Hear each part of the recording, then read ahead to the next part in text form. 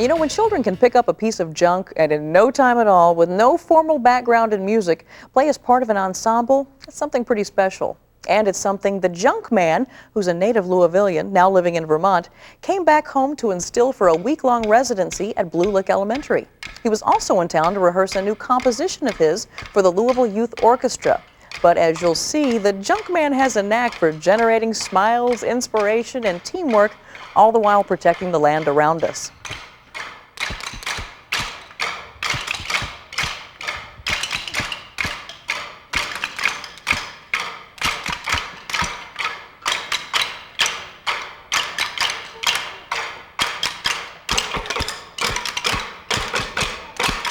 All right.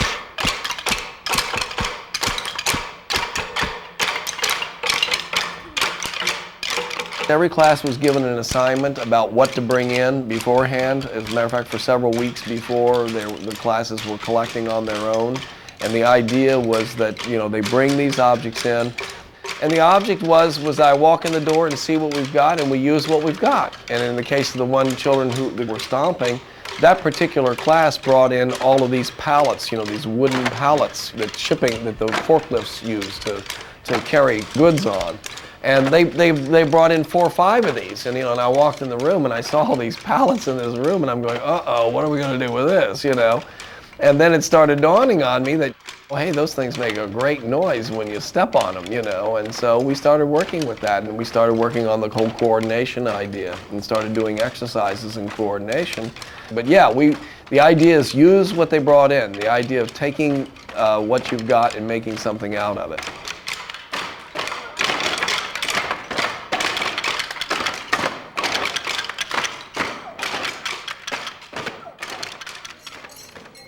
Being with 6 different classes in the course of a day, things come up, like for example, the one class that was working with metal, we talked a lot about the fact that, you know, if you're going to hold an object and make music with it, you want it to ring most of the time, and if you want it to ring, it means you need to hold it in a spot where it's not ringing, where there's no vibration, which is called a nodal point. And so we experimented, and I showed them how to find the nodal point, you know, on a rod and that, and we did that with a number of classes, and so that really kind of gets into physics.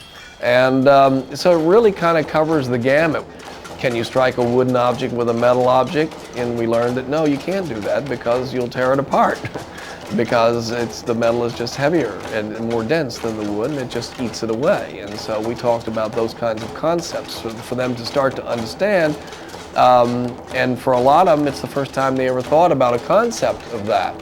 So it really has applications out in life, but the idea is to really start thinking about how when you're producing a sound or when you're striking something, it's not just about what the object is, but what you're striking it with. I learned some new rhythms with the Junkman. He taught us a bunch of new rhythms and how to make music out of stuff that people don't want. I learned how to make something that nobody wants and use it as something that you like. And if nobody wants something, then you can make something out of it. And I learned new rhythms. I do believe that a lot of these kids are right now already being affected by this. I see kids in the classes that often are intimidated by, you know, an average or a real music instrument per se, just come to life and really come out of their shell with these junk instruments, you know, something that they find in their garbage, and here they are making it into music, and it's just incredible to watch some of these kids that will shy away in class from a wonderful, well-made, quality musical instrument, but then they get a piece of junk in their hands, and just it's magic. It's really cool.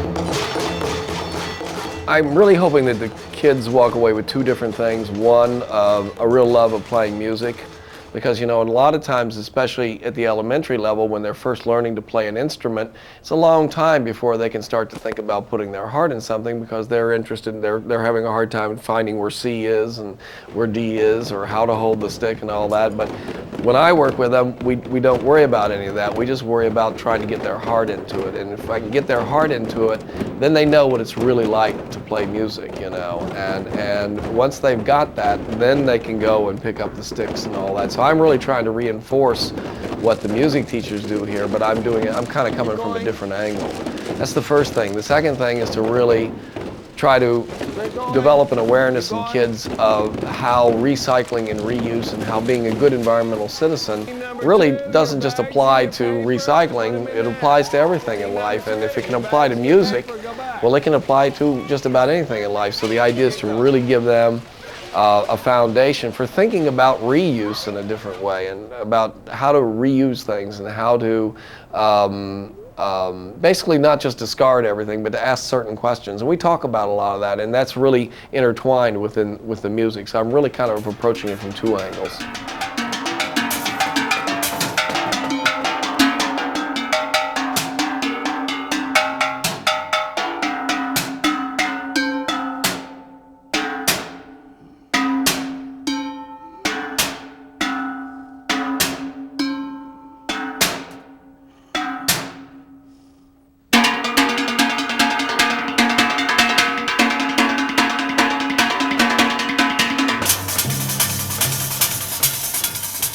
When I'm doing something with an orchestra or with professional musicians, it's really, the idea is to really develop a way of communicating with the audience. It's really about musicians working together and playing for the audience and trying to present the audience with whatever the musical ideas happen to be of the composer.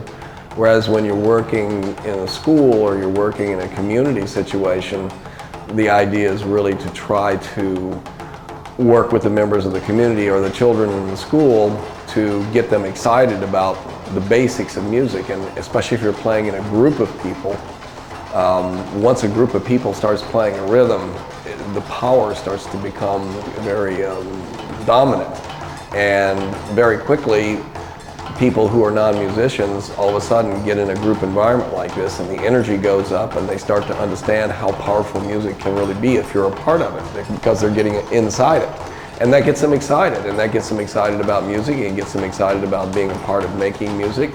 And you don't have to be a virtuoso to enjoy that. It's something that, you know, it's real simple. And whereas professionals are really playing for somebody to listen